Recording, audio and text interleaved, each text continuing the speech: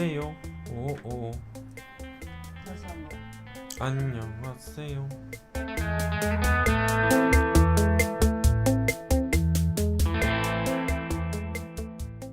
라디오 자폐병리 설날 특집 시작하겠습니다. 안녕하세요. 저는 낯선이고요. 안녕하십니까, 강프로입니다. 안녕하세요. 죽아마입니다. 특집은 저희 세 명에서 준비를 갑자기 하게 됐습니다. 예. 예, 네. 뭐 말은 설날 특집인데요. 네. 실제로 오늘은 1월 5일. 1월 5일. 네, 그렇습니다. 저 굉장히 일찍 준비를. 네. 네. 저희가 이럴 때가 있다니. 그러게요. 아마 또 일찍 준비하는 만큼 대선이 빨리 벌어지는 게 거의 확실시 되고 있는 네. 테니까. 예. 그거에 맞춰서 저희가 대선 특집, 설날 특집이 음. 되겠군요. 네. 예. 그래서 사실 이 방송을 들으실 때는 이미 또 지금 우리가 녹음하고 있는 날에서 무려 거의 한 20일 뒤니까 그렇죠. 이 방송이 나가는 게 사실 많은 또 새로운 일들이 이미 일어나 있을 수도 있어요. 네. 설마 방송에 못 나갈 정도로 변화가 일어나진 않겠죠? 뭐 그렇지는 않을 예. 거고요. 무슨 뭐 태블릿 보드 이런 거 뭐 나오지 않으면은 예. 문재인 태블릿. 그렇지만 뭐 그런 여러 가지를 감안하고서라도 아무튼 우리의 많은 관심사가 정말 올해 정윤이는 지금 사실 대통령 선거 일정도 네. 불명확하지만 네. 과연 누가 이제 다음 우리의 5년을 책임질 것인가 네. 이런 데 제일 관심이 있을 수밖에 없고 그렇습니다. 또 설날 또 이렇게 우리 모여서 아마 제일 많은 얘기가 네. 또 이런 얘기를 하실 것 같아요. 또 그것도 치고받고 싸우고 그렇죠. 막 부모님들하고 또 많이 싸우시겠죠. 싸우고 막그 봐라 봐 손가락 찢은 손가락 뭐 장 안 찢이나 뭐 이래서 자꾸 뭐 이제 박근혜 뭐 잘못했는데. 가가 뭐가 잘못이노 밑에 아가 잘못이지 뭐 말지. 뭐 이런 게 지금 눈에 선합니다. 그렇습니다. 예. 네. 하지만 더욱 중요한 것은 또 우리의 미래를 또 짧지만 중요한 미래가 걸린 일이니까 네. 사실 우리가 그동안 이제 이 정치인들 특히 대통령 선거와 관련해 가지고 명리학적으로 푼다라고 하는 것은 자제해 왔잖아요. 네. 그렇죠.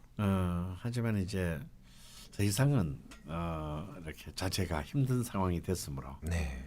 한번 명리학을 빌어서 네. 이번 대통령 선거를 또 전망해보는 그런 시간을 가지는 것도 괜찮을 것 같습니다. 네. 네. 물론 좀 사실 우리는 우리도 이제 사람이니까 그렇죠. 유권자죠. 유권자고 네. 자 오늘 투표를 한다면 네. 지금요? 지금 오늘 지금 딱 투표를 한다. 아, 큰일이면 저 기권할게요. 아니 민주시민의 권리를. 한다면은 예를 들어서 우리 죽돌은 주가마는 누구를 지지합니까? 다음 대통령으로. 지금 뽑아야 한다면은 저는 문재인 좋아합니다. 문재인을 네. 주고 싶다. 문재인이 우리 나스는 기권하지 않고 찍는다면 저는 이재명. 문재인. 네. 정말 이재명의 인기가 실감나는 순간이에요. 그러게요. 선생님은 어떻습니까? 저도 이재명을 찍고 싶습니다. 선생님도 이재명. 네. 예.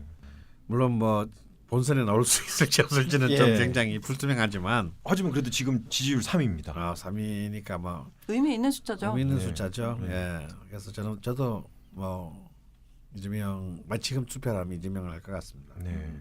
근데 진짜 매일매일 오락가락해요. 음. 사실 벌써 대선 국면이고 음. 매체에서도 막 이제 검증도 하기도 하고 네. 또 발언도 많이 하시잖아요. 나오실 분들이 네. 그런 걸 들으면 하루에 마음이 여러 번 바뀌기도 하고요. 그거는 저는 바뀌지 정상이죠. 않습니다. 아 그래요? 네. 저도 물론 이제 근데 아직 공약도 안 나왔는데. 뭐 개인적으로는 올해 보지 않았어도 네. 개인적으로는 당연히 본부는 한 명도 뭐 개인적 본부는 있기는 있구나. 네네. 있기는 있지만 네. 저는 사실 이재명 시장은 한 번도 본 적은 없어요. 예. 본 적은 없지만 물론 저도 제 마음 깊은 곳에서는 좀 문재인 같은 사람이 네. 정말 인격적으로 하자가 없는 대통령을 우리도 한번 가져보고 싶다는데 저도 강렬한 열망이 있지만요. 저희가 대통령을 많이 겪으면서 기준이 확 낮아졌죠. 끝나졌습니다. 예. 많은 걸 바라지 않아. 많은 거 바라잖아. 예. 좀 사람 같은 놈이 그냥 사람 비슷한 놈이 대통령 됐으면 좋겠다. 하정은 없으면 돼. 예. 예. 뭐 이런 마음으로서는 뭐 정말 굉장히 훌륭하신 분이라고 저도 생각하는데 네. 이재명 시장은 좀 인격적으로 문제가 있는 분 같아요. 제가 보기에. 예. 근데 정말 지금 같을 때는 그런 또라이가 필요하다. 네. 이재명 또라이서 팬인지 안티인지. 선생님 불안해요. 좀 이렇게 그래요. 단어들을 네. 좀 괜찮아요. 예. 그 한두 번 뭐 방송한 것도 아니고 다 알아서 걸러 들으시겠죠. 이게 우리 집 하는 게 방송 아니잖아. 예. 음성 파일이잖아. 예. 괜찮아.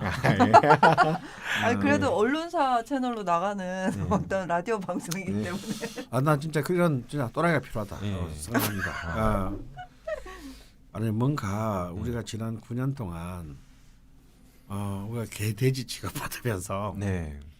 저한테조차도 네. 싸이 가슴속에서는 이 수많은 울분이 있는데 네. 네. 이거는 좀 누군가 풀어줘야 된다. 네. 굉장히 비정상적인 방법을 동원해서라도 네.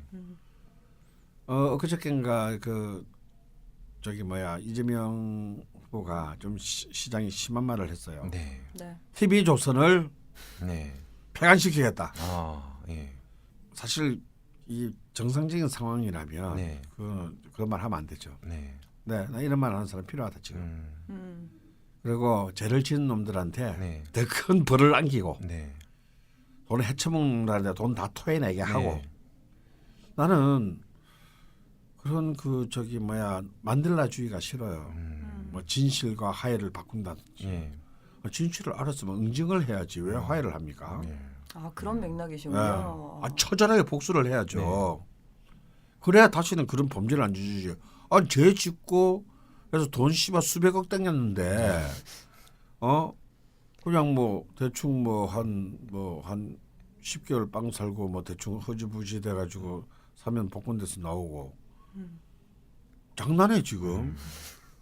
지금 화나셨어요. 당연히 그 돈 다 토해내게 만들고 그동안 삼성 이재용처럼 불법 탈법을 아주 그냥 아침 밥 먹듯이 저지른 놈들은 네. 철저하게 그 죄를 묻고 예. 빵에 보내고 아니 전뭐 이재명 씨가 그렇게 센 말을 하셨는데 뭐 거기에 대해 뭐 거부감이 있는 분들도 있겠지만 네. 근데 뭐 개인적으로 네. 만약에 뭐 제가 대통령의 뭐 보좌를 한다던가 전략을 짜는 사람이라면은 대통령 후보 정도로 나오는 사람은 그 정도 의제를 던질 수 있는 사람이어야 할 것 같아요. 뭐 예를 들어서 대학을 뭐 없애겠다, 서울대를 없애겠다, TV조선을 폐지하겠다 이 정도 의제를 던져서 확 그냥 시선을 잡아끄는 그런 힘은 확실히 이재명 시장한테 있는 것 같고 그리고 그분이 살아온 인생을 봤을 때 네. 정말 그럴지도 모르겠다. 아 근데 저는 진짜 그럴 것 같아요. 아니, 그 부분이 제일 그래서 난 좀 테러도 좀 당하고 대통령이 선생님 그거는 좀. 테러도 좀 당하고 예. 막 그러면서 있잖아 진짜 정말 그래야 피를 흘릴 맛이 나지. 예. 아니 그 선생님 오직 약간 뭔가 흥분되는 그런 피맛의 재미를 느끼기 위해서 이재명 시장을. 왜 사람을 그렇게 예. 아니 선생님 그렇게 말씀하셨어요. 지금. 그렇게 들렸나요? 예. 근데 아니, 근데 왜 제가 이렇게 그 좀 과장되게 얘기를 하느냐면 저는 이른바 저는 한국에서 말하는 정상적인 법의 집행 좀 믿지 않기 때문입니다. 네. 정상적이었던 적이 없으니까요. 없으니까요. 네. 맞죠. 정상적인 법의 집행이라고 말할 때는 이게 뭐냐면 더러운 타협, 언제나 현실은 더러운 타협으로 끝났습니다. 네. 이렇게 축적된 더러운 타협들이 네. 이 나라를 개판으로 만든 거예요. 네. 사실은 지금 현재 이른바 박근혜 최순실 게이트라고 하는 것도 네. 보면 해필 재수 없는 두 여자가 나타나서 네. 이런 일이 이루어진 게 아닙니다. 네. 그냥 청와대가 원하면 보복이 두려워서라도 그걸 해줘야 되는 네. 그리고 같이 공범이 되고 그걸 통해서 자기 이익을 챙기는 이런 진짜 정말 더러운 관행들이 그동안 차곡차곡 쌓여져 왔기 때문에 네. 생긴 거거든요. 이거 곱게는 정리 못합니다. 굉장히 혁명적인 방식으로 메시지를 드러내지 않으면 우리는 이 짐을 계속 안고 가야 되고 네. 우리 다음 세대에 이걸 또 유산으로 상속하게 돼요. 그래서 저는 늘 맨날 계속 해왔던 얘기지만 2002년도에 우리가 기적적으로 노무현 후보가 당선했을 때 네. 네. 저는 그 당시에 한나라당과 대화 타협을 통해서 네. 어쩌고 하겠다. 난 미쳤다고 생각했습니다. 대연정. 아니 그 대연정 전에도 예. 대연정은 이제 정치적으로 너무 밀려가지고 네. 웃기는 놈 되고 끝난 게임이고요. 그 전 처음부터 네. 뭘 대화를 합니까? 대화를 우리가 어떻게 해서 과반수를 만들어줬는데. 네. 근데 4대 악법 손도 건드려 보지도 못하고 끝났어요. 거기에 대해 비판이 많죠. 그때는 나중에 또 뒤집어지는 한이 있더라도 네. 왜 우리는 왜 날치기 못합니까? 음. 숫자가 있을 때 밀어붙여야죠. 처음이자 마지막으로 그렇죠. 민주 진영이 국회 가반수를 네. 우리 대한민국 헌정사상 비록 한 플러스 1명이지만 네. 차지했을 때인데 왜 우리는 못해요? 왜 그걸 왜 대화를 해야 됩니까? 그럼 바로 선거를 해. 네. 대화하지.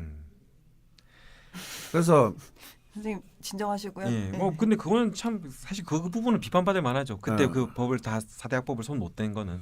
예. 근데 이제 문제는 이제 저는 문재인 후보가 노무현 당시 대통령보다 훨씬 더 인격적이라는 사실이 걸립니다. 네.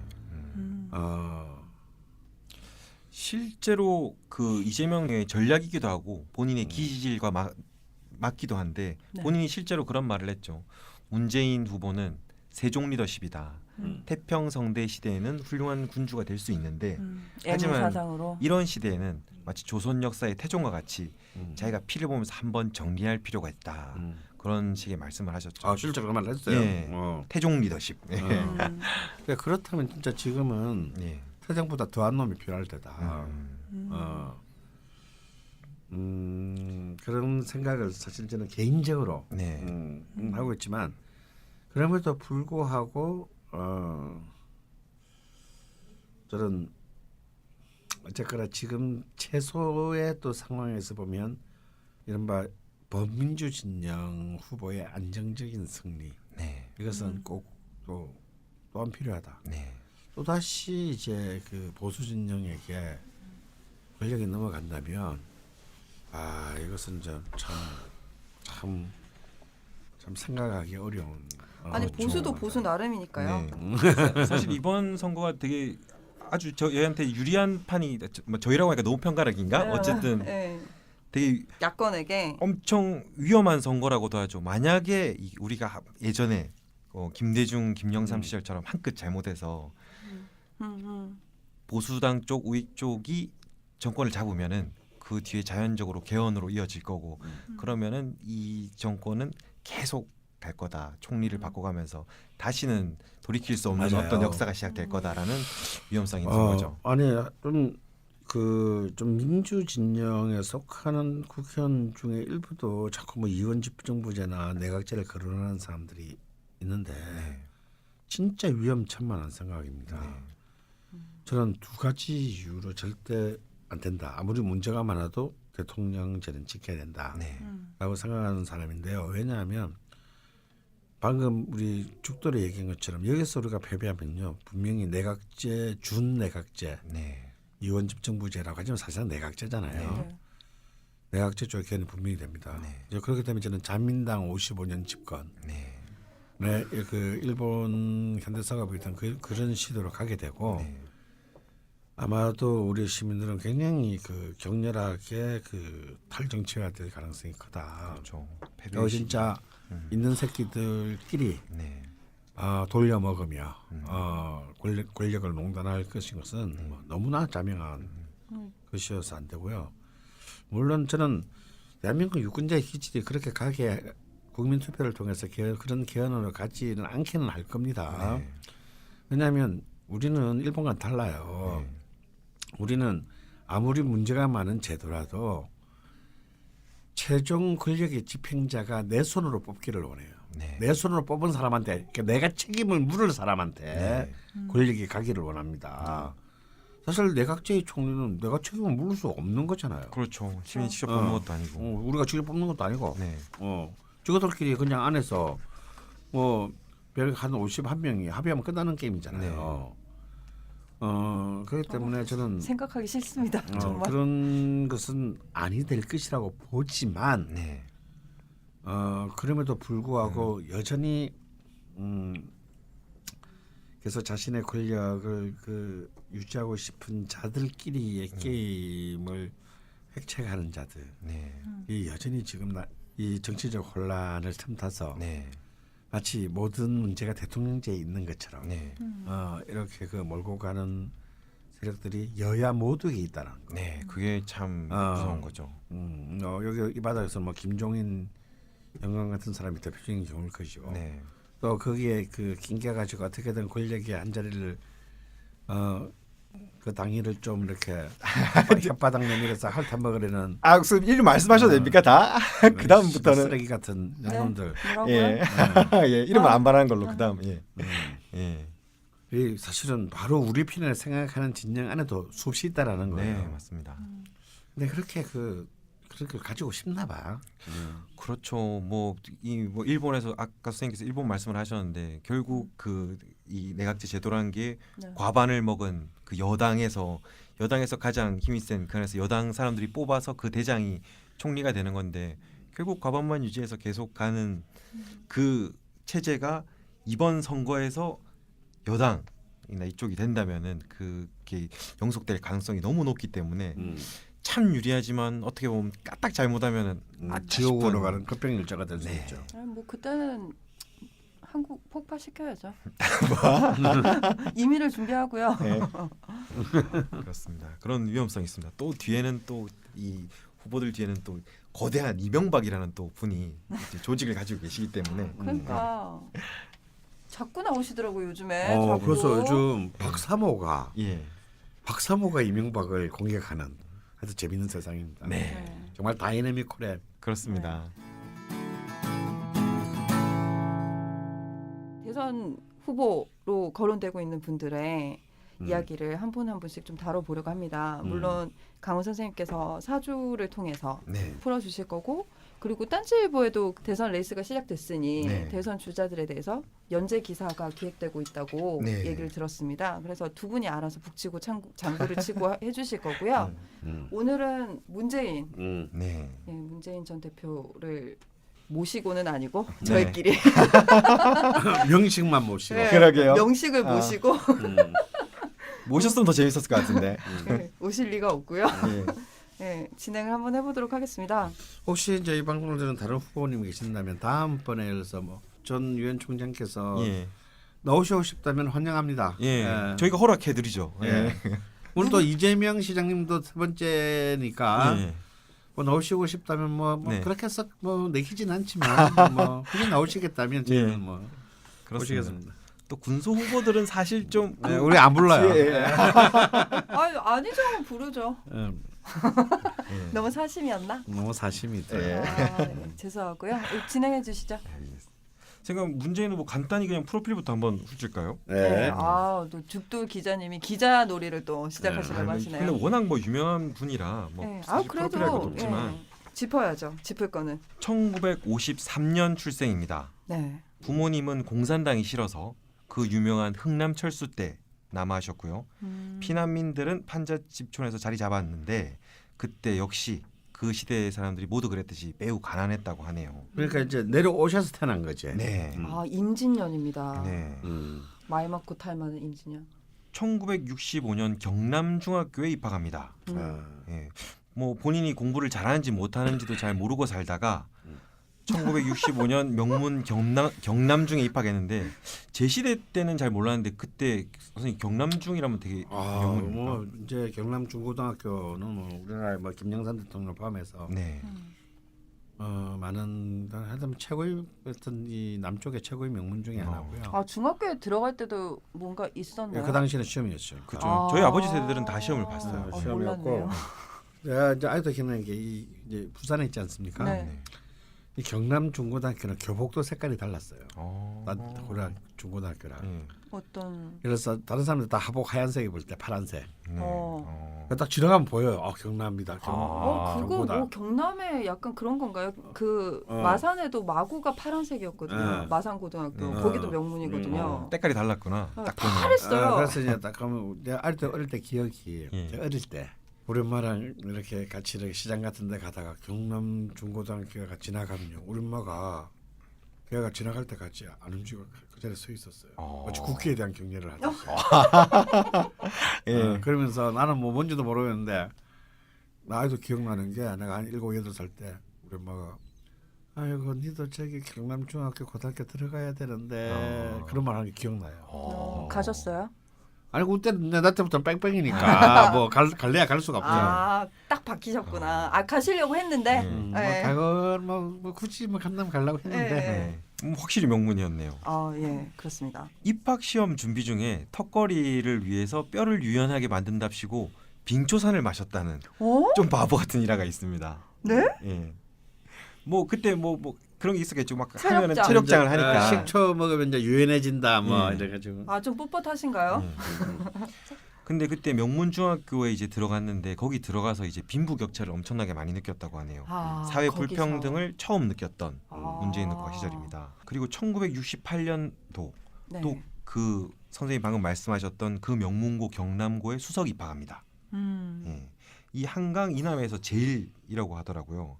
그때 책이 엄청 빠졌는데 그 유명한 사상계 장준하 선생님이 출판 발행으로 계셨던 그때는 술 담배에도 손을 대고 주먹질도 오. 하고 좀 오. 싸움도 하고 별명이 또 문자였다고 해요. 어머, 멋있다. 조금 약간 싸움 잘했을 것 같아요. 아 네. 예. 이 가다가 있잖아요. 예. 약간 또 헝그리 정신도 있고 예. 가다도 있고 그렇죠. 눈빛. 깡도 있고. 예. 깡도 있고. 그러는 그 바람에 실제로요. 네. 경남고 출신들이 또 한편으로는 정재계로 나가지만 네. 깡패로도 많이 나왔습니다. 오. 그때는 이제 진짜 정말 온갖 분야의 최고들이 다 하긴. 각 분야로. 예. 야, 그 잘 엮이면은 이제 정치와 조폭에 연결되는. 네. 동창이잖아. 네. 그래서 문제아였던 문재인은 네. 대학 입시에 실패를 합니다.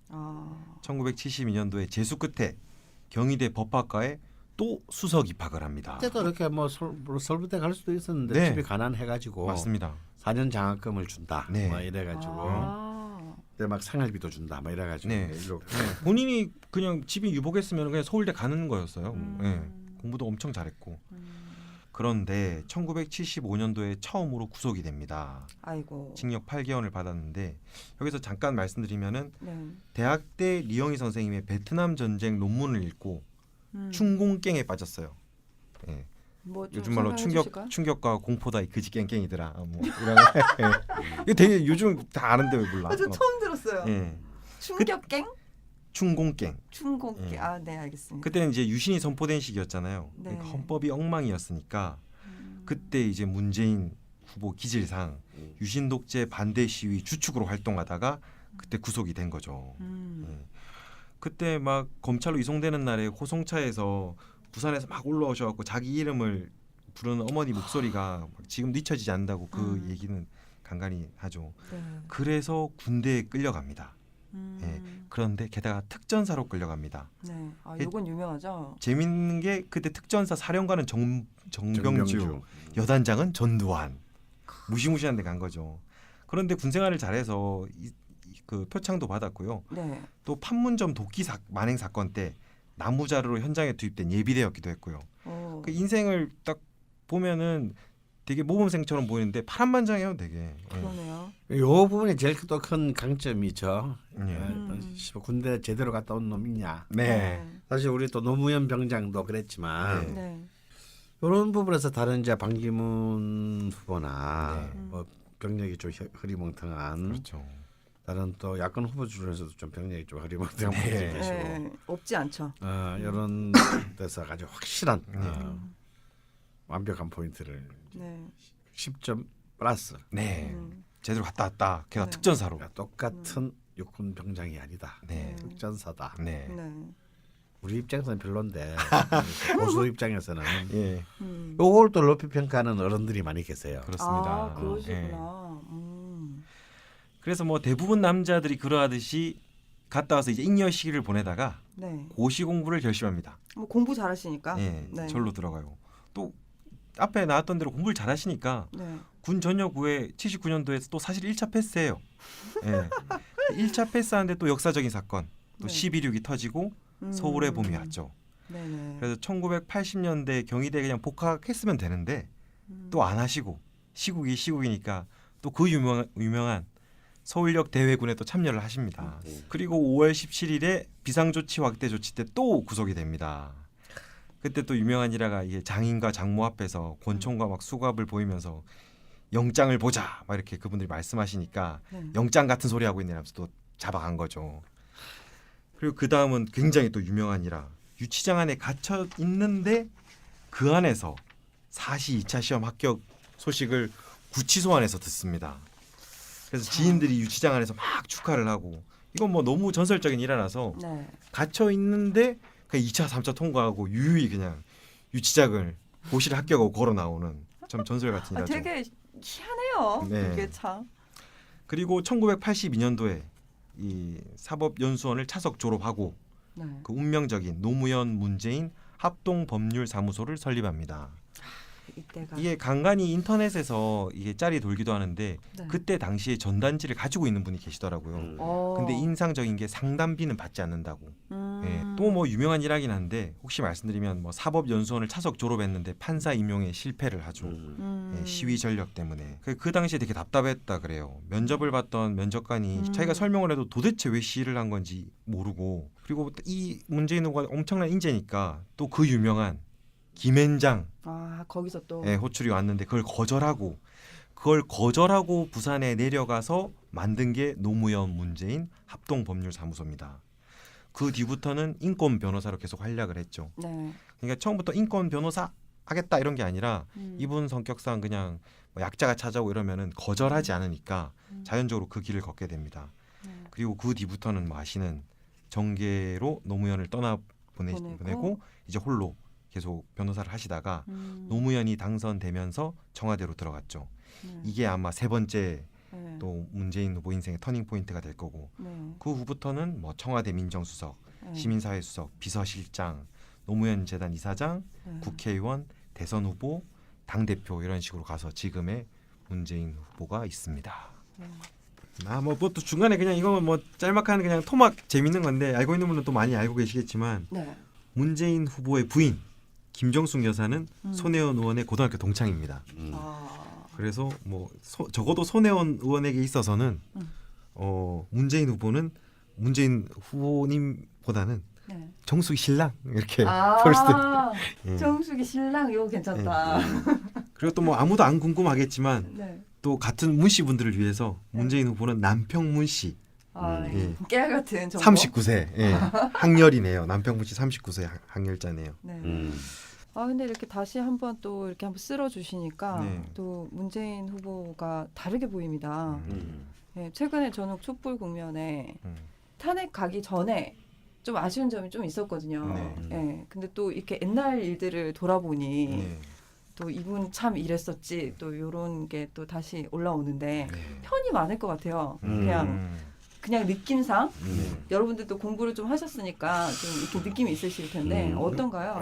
근데 꼭 그렇지만은 않습니다. 아, 이분이 참 정말요? 반듯한 분이에요. 그러니까 편과 정이 고리고리 있다고 봐야 되는데요. 이분 이제 명식을 보면 자 아까 우리 첨예에서 이 태어난 해가 임진년 참 파란만장한 해죠. 임진년에 개축월 이 월도 심상치 않습니다. 개축.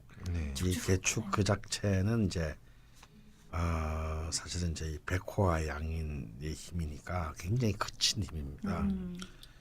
그런데 이제 이 일주가 을목일주예요. 을해. 죽돌이랑 같네요. 아주 좋은 일주네요. 죽돌은 을묘, 문체는 을해. 근데 이제 이번 상해 대통령 후보 중에 을목일간이 많아요. 의외네요. 이때까지 우리 대통령 중에 을목이 일간인 사람 한 명도 없었거든요. 그래요? 예. 그런데 이번에는 문재인, 이재명, 안철수가 네. 을목이고요. 네. 또 저기 유승민 간목이고요. 네. 아이고. 그래서 이상하게 압도적으로 을목이 가장 이렇게 큰 대권과는 좀 멀어 보이는 네. 그 을목이 많다는 게 이번 대선 후보들의 특징입니다. 근데 그 중에서 을목일간 중에서도 을해일주는 네. 밑에 이제 해수가 이제 이 을목을 생하니까 일단 정인이죠. 정인이 이제 일지에 나와가지고 네. 사실은 굉장히 다정다감하고 네. 굉장히 이제 이 약자에 대한 측은지심이 강하고 네. 또 무엇보다도 좀 성격적으로도 참 굉장히 뭐랄까요 그 인격적으로 참 밸런스가 잘 잡힌. 되게 그리고 안정적이고 또 안정적이고 좀 이 또 어릴진 옛날부터 그런 말이 있어요. 모두가 큰 난리를 당해도 혼자서 살아남는 힘이다. 근데 이분이 이제 이렇게 보면 막 계속 힘든 게 빠질 때마다 잘 돌파해 나오셨잖아요. 네. 뭐 고등학교 좀 노시다가 뭐 이런 거 아닌가요? 깜빵에 있으시다가 사시 2차 그렇죠. 합격하고 걸어 나오셨잖아요. 그런 것들이 이제 을해의 네. 특징입니다.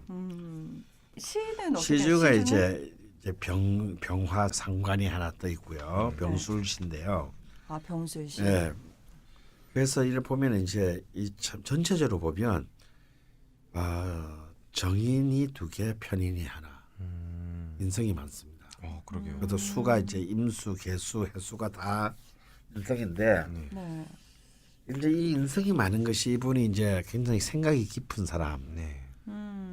이분의 그 깊은 생각에 대해서는 말보다는 충분히 생각하고 생각한 뒤에 말하고 행동을 옮기는 분이잖아요. 네. 그래서 대려 신중하시다. 비판이 많았죠 최근에는. 그래서 이제 그런 특징이 이런 데서 드러납니다. 수의 인성이 굉장히 많고 그래서 이제 또 토가 많아요. 토가 이제 진술, 진토, 술토, 축토. 네. 이제 재성이 이제 토재성이 이를 말해서 이제 이게 약간 인다신약의 형태를 갖췄는데 음성이 우리가 지난 시간에 죽돌가 했을 때도 얘기했듯이 어떤 깊은 성찰, 어떤 종교적인 신심, 그리고 어떤 학문적인 집요함 이제 이런 것을 의미했잖아요. 근데 특히 제 인성이 수 인성일 때, 오행이 수와 인성일 때는 인성 중에서도 특히 그 측은지심, 약자에 대한 연민이 가장 강하거나 아니면 굉장히 독특한 상상력을 가진 경우를 말합니다. 그래서 작가에게 이런 게 의외로 많아요. 예.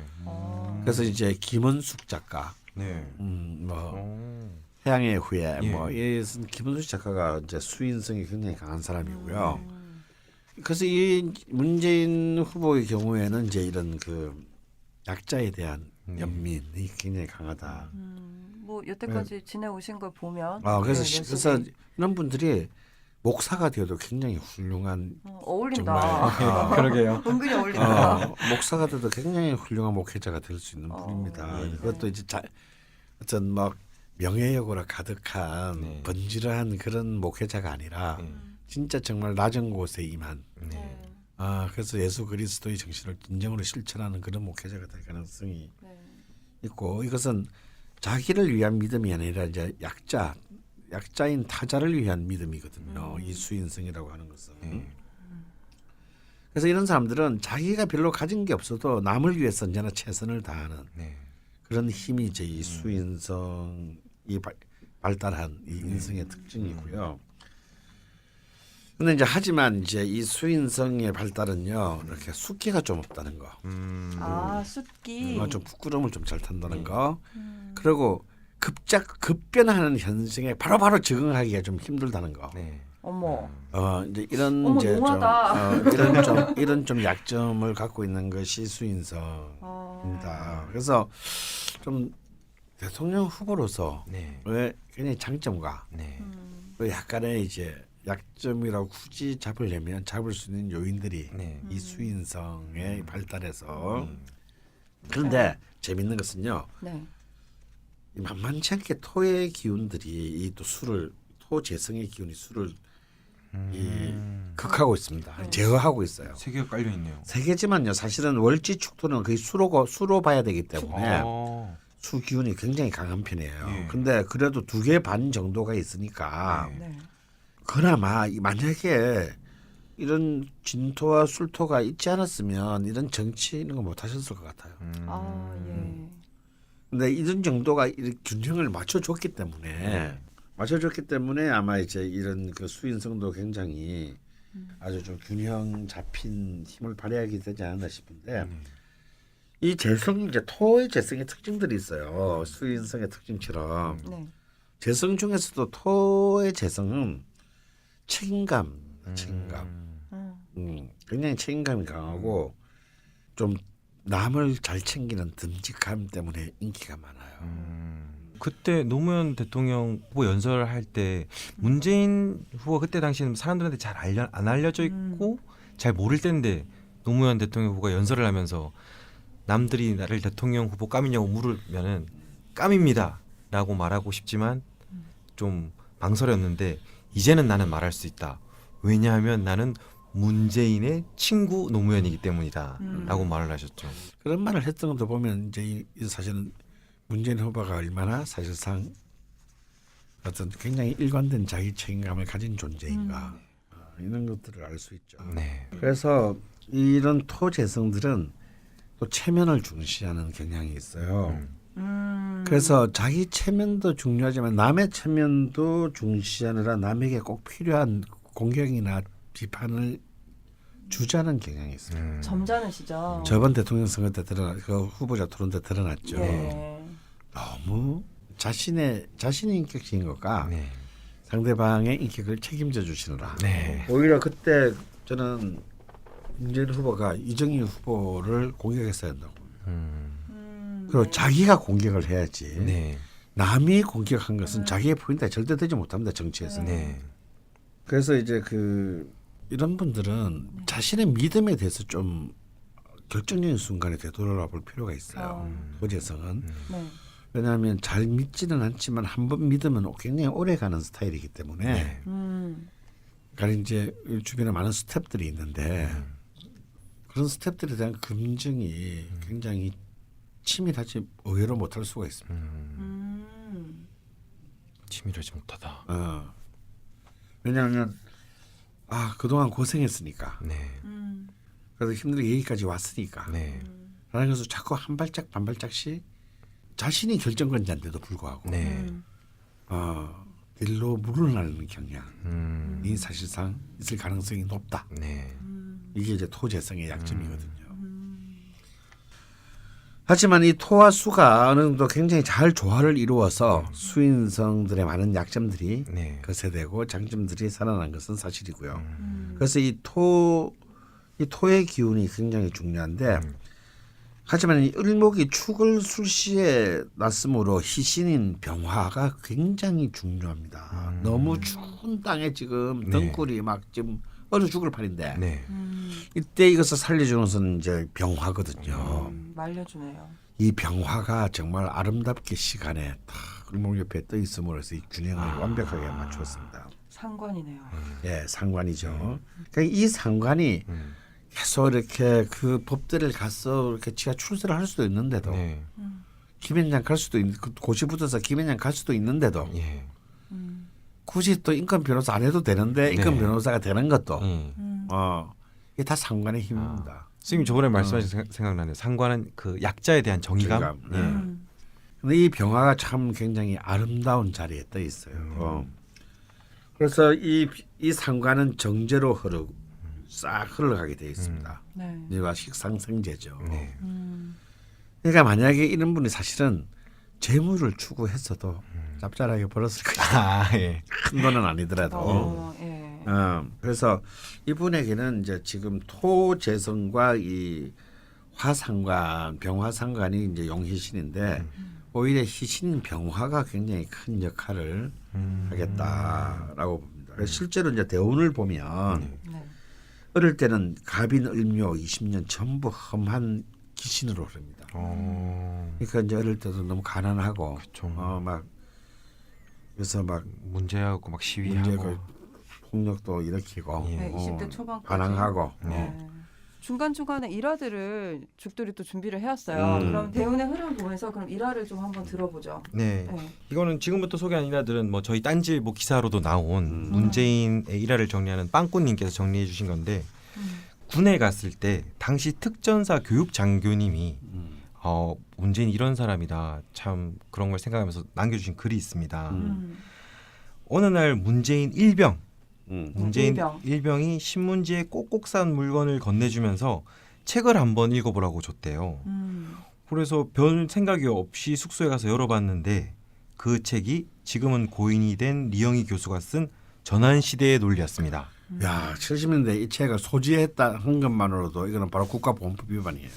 70년. 군이면 바로 남한산성 육군교도소로 가는 사안입니다. 네, 근데 당시 일병이었던 문재인이 특전사 근데- 교육 장교한테 준 거죠. 네.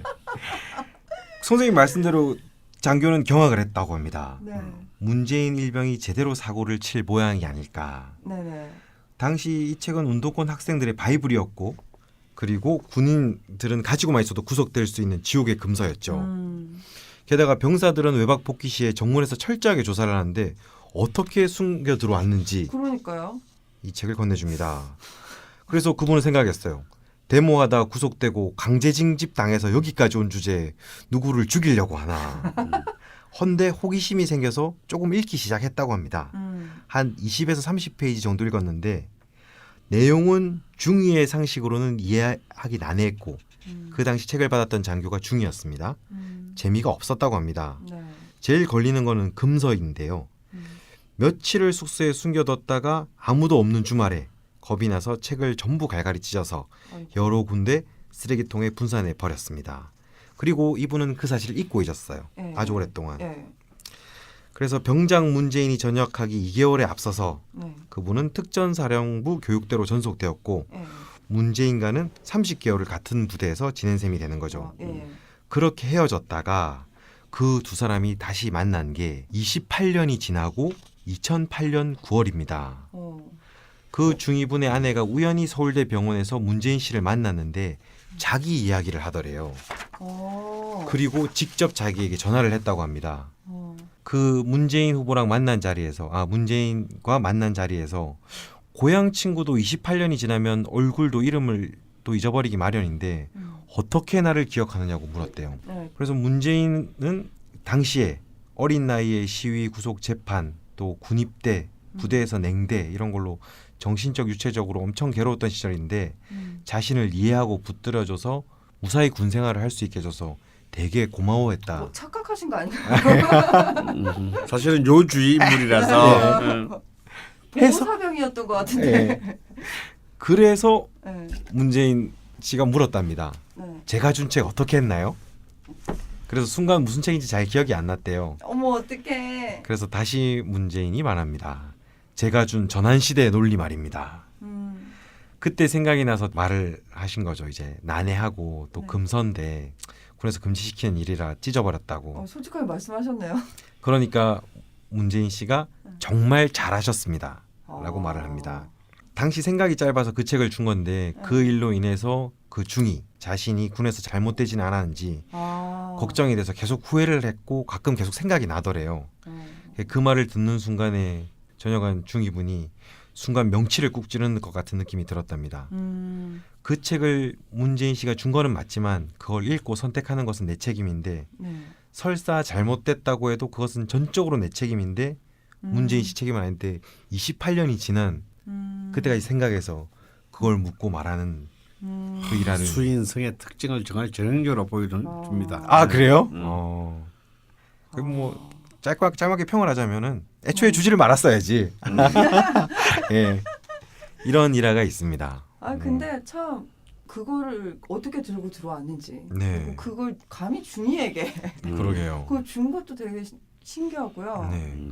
근데 또 마무리는 또 수인성으로 마무리가 그것도 되고. 인성이 인성이라는 게 굉장히 강한 힘이거든요. 네네. 비겁다움으로 강한 힘이니까. 네. 이게 인성이 어떻게 보면 이제 이렇게 좀 약해 보여도 이렇게 이런 그냥 강 큰 짓들을 네. 또 불쑥하는 힘이기도 합니다.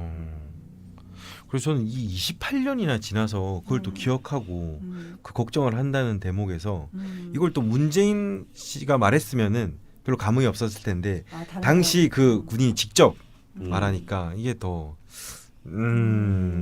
또 많은 예. 좀 생각들을 하게 되는 일화였습니다. 그렇더라고요. 예. 네. 예, 그렇게 해서 이제 이 대운상으로 보면 이 군대 생활은 굉장히 힘들었지만 네네. 20대 초반까지. 네. 네.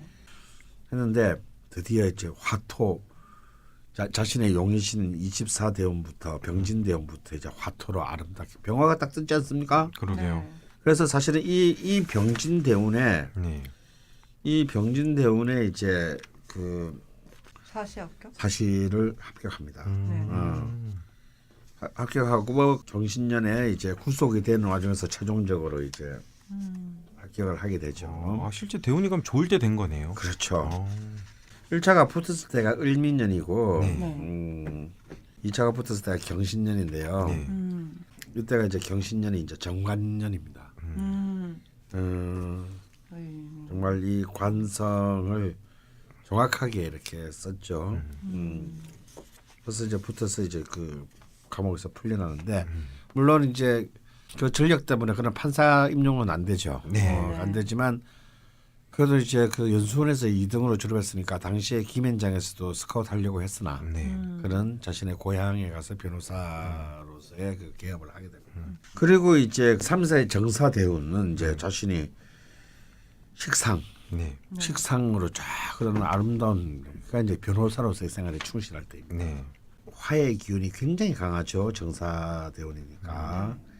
그래서 이제 이 목화의 기운이 충만해지면서 이제 아무래도 좀 진보적인 경향의 변호사로서의 그 역할을 하게 됩니다. 그래서 사실 이분은 원곡상으로는 노무현이나 뭐 이재명처럼 네. 혹은 고 김근태 의원처럼 이렇게 목화는 주로 좀 진보적 경향이 강하고 네. 금은 좀 뭐랄까요 이렇게 독재적 경향이 강하고 이명박. 호는 보수적 경향이 강하고 전체적으로 수는 좀 야매적 성향이 강하고 예. 네네. 약간 음모적 성향이 예. 강한데 그 문재인 후보 같은 경우는 사실은 이런 걸 보면은 굉장히 명식성은 그렇게 진보적인 사람은 아니에요. 예. 그러네요. 굉장히 그냥 전형적인 보수적인 그러니까 정의로운 보수의 사람입니다. 사실은 한국에 되게 제대로 된 보수 정당이 있었다면은 그 보수 정당에서 딱 나왔으면 굉장히 멋진 사람이죠. 네, 멋진 사람이죠. 네. 그래서 지켜야 될 건 지키고, 네. 그거 정말 애국하고, 네. 굉장히 이제 굉장히 보수적인 성향이 강한데 이제 이 대운의 흐름은 굉장히 진보적인 방향으로 합니다. 그러니까 노무현 만나고 네. 이제 뭐 근데 이렇게 화토 대운이 들어왔을 때 또 이렇게 노무현을 만나가지고 네. 아주 더 따뜻해지셨겠어요. 그렇죠. 아주 네. 확활 그러게요. 노무현 대통령 병화가 3개이기 때문에 네. 두 사람이 가진 병화를 합쳐서 나누기 하면 병화가 2개씩 됩니다. 네, 아주 그냥 난리. 예, 아주 이제 그래서 이제 이때는 이제 아주 근데 본인으로서는 굉장히 어찌 보면은 굉장히 순탄하고 평탄한 그 변호사 임금 변호사로서의 생활을 부산에서 제가 명리학을 한 전제가 뭡니까? 간단해요. 왜 자파라는 말을 앞에 붙였겠어요? 기존의 명리학은 인간을 길흉으로 나눈단 말이에요. 인간의 운을. 그런데 이 공화정의 시대에 아직도 우리가 그런 데 묶여 있다면 그럼 우리가 미친놈들이에요. 그래서 우리는 좀 더 진정으로 본질에 입각해서 근본적인 개념을 가져야 된다는 거예요. 그래서 우리는 어떤 전제 출발이 됐냐? 모든 명식은 그 자체로 본연의 가치를, 본연의 존엄함을 품고 있다라는 전제 출발해야 돼요. 그래서 각각의 명식이 갖고 있는 포텐셜들을 다 세심히 읽어내고 그리고 거기에서 어떻게 이 명이 수많은 운과 만나면서 자신들의 포텐셜을 정말 그 짧은 생에 살다 가는 건데 그 짧은 시간 동안에 어떻게 가장 완전 연소시킬 수 있느냐 그걸 사유하고 그 길을 알아내는 게 명리학이지. 강헌의 좌파 명리학 시즌 5 기초반 2월 8일 개강. 자세한 사항은 벙커원 홈페이지에서 확인하실 수 있습니다. 한 번쯤 그런 생각하시죠? 나도 철학이나 공부해볼까? 그런데 이걸 어쩌나 세상엔 철학자가 많아도 너무 많습니다. 아휴, 하지만 걱정 마세요. 반으로 딱 잘라 줄일 수 있는 방법이 있으니까요. 어떻게요? 싸움을 붙이면 되죠. 철학 박사 강신주의 마지막 철학 강의 철학 대 철학 더 필로소피. 철학 박사 강신주가 싸움 붙인 철학자들 그리고 그들의 담론들 더 필로소피 챕터 3에서 그 승자를 확인하세요. 2017년 2월 9일 개강. 자세한 내용과 수강 신청은 벙커원 홈페이지를 확인하세요. www.벙커원.net. 그리고 또 변호사 시절 이거는 이제 1990년대 초반입니다. 이제 뭐 파트너였던 노무현은 이제 전기로 떠나 보내고 네. 본인은 이제 인권 변호사로서 간판제에서 혼자서 부산에서 유지하고 있을 때입니다. 법무법인 부산이었을 때죠. 네. 그때 또 문재인 씨 본인이 아닌 김혜숙 변호사님이 네. 같이 일하신 분이 대한변협신문에 기고한 글이 있어요. 변호사를 시작하고 온갖 종류의 사람들을 만나게 되면서 네. 나는 사람에 대해 그런 태도를 유지한다는 것이 얼마나 어려운 일인지 서서히 알아갔다. 나만 해도 변호사로서 조금 꾀가 나기 시작하자 사람을 가려 판단하고 지레 선입견으로 말을 자르고 유불리를 따졌다. 그러면서도 그것이 변호사의 제한된 시간을 효율적으로 사용하는 지혜라 여겼다. 하지만 문 변호사는 달랐다. 내가 보기엔 반복되는 쓸데없는 이야기, 순전히 억지뿐인 이야기를 늘어놓는 당사자에게도 그는 그렇게밖에 못하는 상대방의 마음을 먼저 읽을 줄 알았다. 그래서인지 가족들에게서도 외면당한 사람, 의지할 데 없는 사람, 절망에 빠져 죽음까지 생각하는 사람들이 유난히 그를 찾았다. 돈 받고 남의 일 해주는 변호사지만 그렇게 신뢰와 의지의 대상이 될 수 있다는 것을 그를 통해 보았다. 수년 전의 일이다. 우리 사무실에는 아주 질기고 질긴 사건이 하나 있었다. 사건이 그렇게 되는 데에는 두 가지 원인이 있을 수 있다. 사건 본래의 성격이 그렇거나 아니면 당사자가 독특하거나. 후자의 경우에 해당하는 사건이었고 당연히 문 변호사를 보고 찾아온 의뢰인이었다. 그녀는 도무지 청구 취지에 당길 수 없는 내용을 주문했고 한 가지를 설득시키고 나면 다른 요구사항을 들고 나오는 식이었다. 그녀의 주치의들과 법원 근처의 웬만한 법률 사무소들도 이미 두 손을 든 상태였다. 그녀는 때를 가리지 않고 찾아왔고 불쑥 나타나 오랜 면담으로 업무를 중단시키고 돌아오면서도 다시 할 말이 생각나는지 전화로 문 변호사의 통화를 요구했다. 직원들은 그녀의 성화에 전화를 바꿔주지 않을 수도 없었고 그렇다고 문 변호사의 눈치를 살피지 않을 수도 없었다. 그러나 문 변호사는 그 흔한 법정 갔다고 그래 라는 핑계도 되지 않았다. 가끔 얼굴을 찌푸리며 담배를 찾을지언정 수화기 너머에서 들려오는 호소를 끈덕지게 듣고 있었다. 그저 보는 것만으로도 짜증스러운 상황에서조차 그는 인간에 대한 예의를 잃지 않았다. 결국에 문 변호사의 한결같은 태도가 세상의 모든 원통한 일을 혼자 당한 듯이 응어리진 그녀의 마음을 움직였고 그녀뿐만 아니라 우리 사무실 식구들까지도 스스로의 모습을 되돌아보게 하였다. 신사의 품격은 인간에 대한 예의를 지키는 데 있고 그 예의는 타인에 대한 이해와 존중에서 나오는 것임을 오늘도 되새긴다. 이게 참 별거 아닐 수도 있는데 이거 굉장히 어려운 얘기예요. 이게. 그러니까 이게 엄청 공감 가는 게 이게 사실은 문재인의 핵심이에요. 이게 이 사무실에 있으면 진짜 말도 안 되는 제보 전화가 많이 옵니다. 근데 그 중에서 어떤 분은 정말 한 달, 두 달 계속 전화를 하는데 이게 정말 뭐 그냥 힘든 사건 한 것보다 이거 자체가 그냥 엄청 스트레스거든요. 전화 상담 서비스하는 분들이 이 일화를 들으면 진짜 공감 갈 거예요. 사람 미칩니다. 예. 이런 것들이 예. 네. 정제의 원칙주의입니다.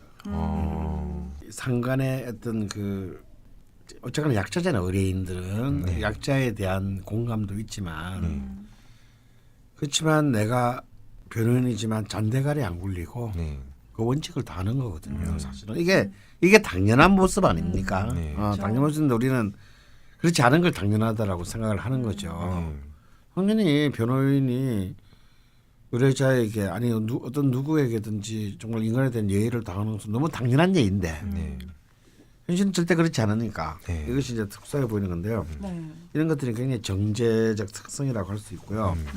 이분이 월주에 축토 편제가 있는 것을 우리 좀 주목할 필요가 있는데 네.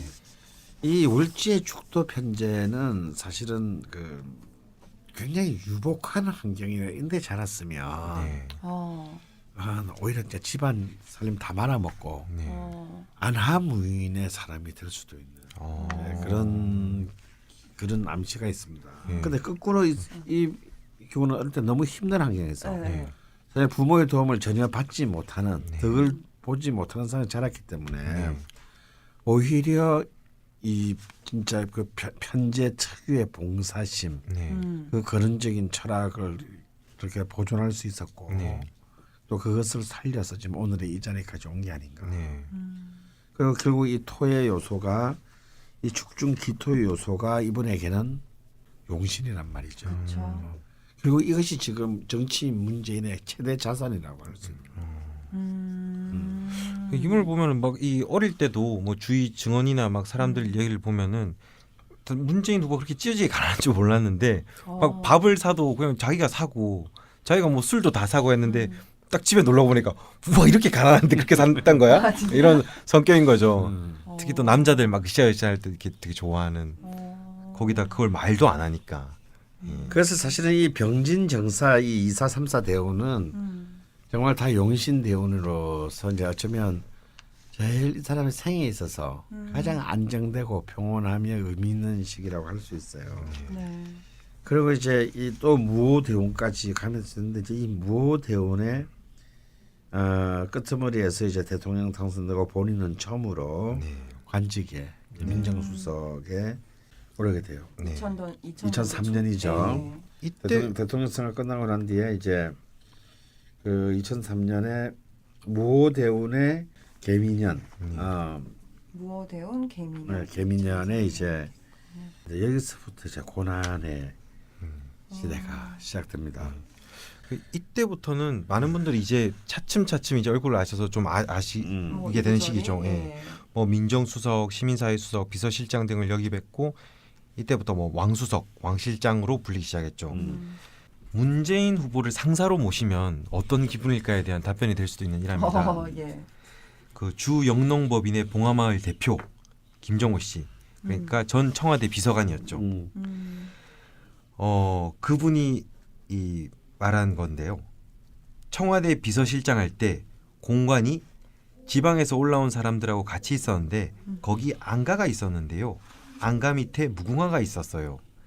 어느 날 찾아보니까 무궁화는 억수로 오래 피는 것 같지만 3개월 정도만 피거든요.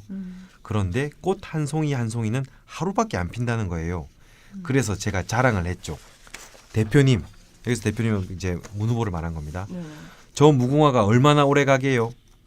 글쎄 얼마나 갈까? 이러고 답을 안 하시더라고요. 실장님 이게 하루밖에 안 간답니다. 하루 폈다가 그 다음날 떨어져 버린답니다. 그런가? 그럴까? 그러고 저는 잊어버렸어요. 네.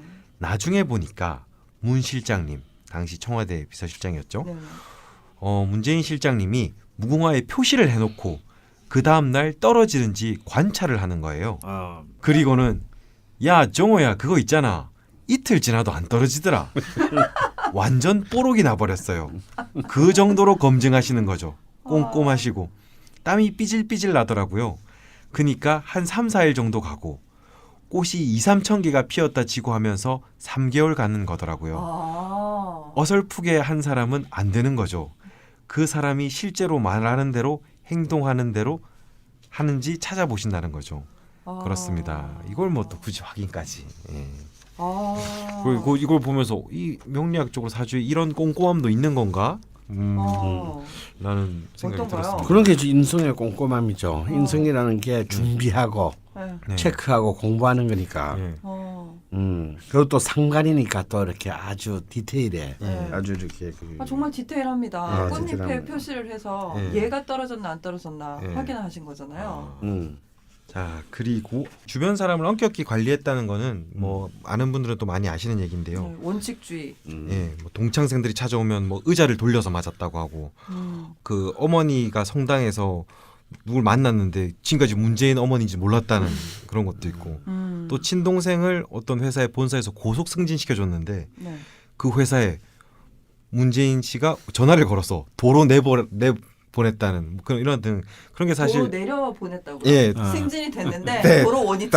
원위치시키라고 그런 게 사실 너무 많아요. 그러니까 사실 요 깨끗함에 대한 집착은 좀 노이로제 수준이랄 만큼 그런 일화들이 많습니다. 보통이 아니시네요, 정말. 이거는 아예 뭐 남이 쓴 뭐 어떤 일화가 아니라 그냥 기사로 말씀드릴게요. 그리고 보수적인 신문들, 뭐 문화일보나 매일경제신문에 보면은 네. 변호사 출신인 문 수석의 브리핑은 검사의 논고를 연상케 한다. 법조인 출신인 만큼 논리적 특징을 갖고 있다. 지난달 25일 춘추관 브리핑실 문 수석은 당시 논란이 됐던 노무현 대통령 측근 사칭 사건에 대한 조사 결과를 발표했다. 내용은 조사 경위, 파악된 사실, 대응, 당부 등의 순으로 이어졌다. 민정수석실의 특성이 반영된 것이긴 하지만 검찰의 사건 발표 브리핑과 흡사했다. 솔직함도 그의 특징이다. 사실 이날 발표한 사건의 발단도 문 수석의 솔직함에서 비롯됐다. 앞서 20일 청와대 내 특별감찰반 설치를 설명하면서 그는 대통령 측근 범주에 속하는 사람들 중 소문 차원의 좋지 않은 정보가 있어 확인 중이다 라고 묻지 않은 사항까지 답변했다.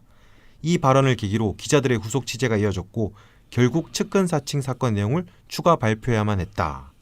이게 2003년도 문화일보에 나온 기사고요. 참 지금 수석이랑은 정말 다르네요. 아, 너무나 비교가 되는. 그러니까 이거는 진보 신문이 아니라 뭐 그 당시에 이제 뭐 우리가 네. 보수적 이쪽이라고 알고 있는 매일경제에서조차 뭐 그런 기사가 되게 많아요. 뭐 네. 한편 뭐 이런 문수석 사람들이 대통령이 되면 참 어떻게 한 자리를 이렇게 넘보겠어요. 그러니까 대충 가서 그런 말을 빨리 그때 반기문한테 가서 붙자.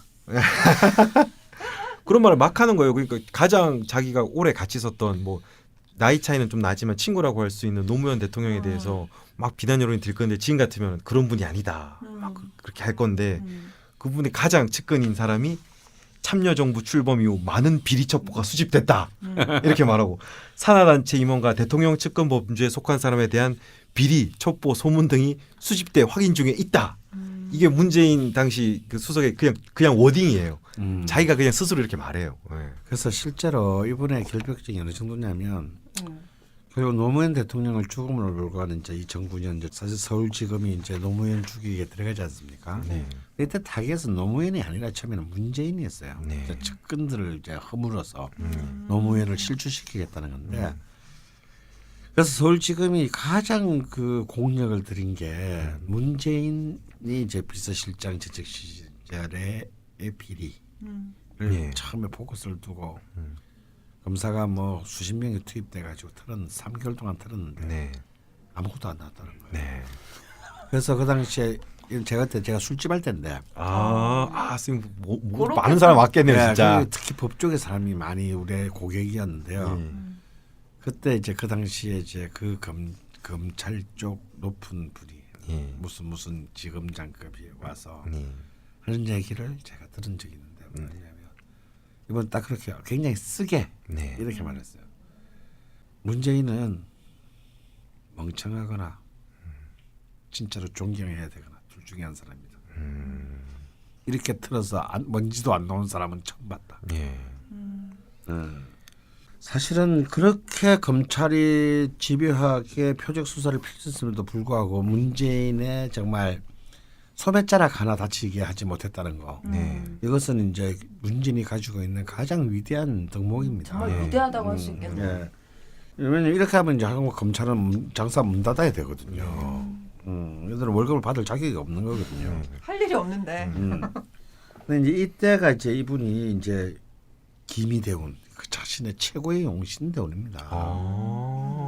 그래서 이제 진짜 글자들이 깨끗한 편제의 양대운이에요.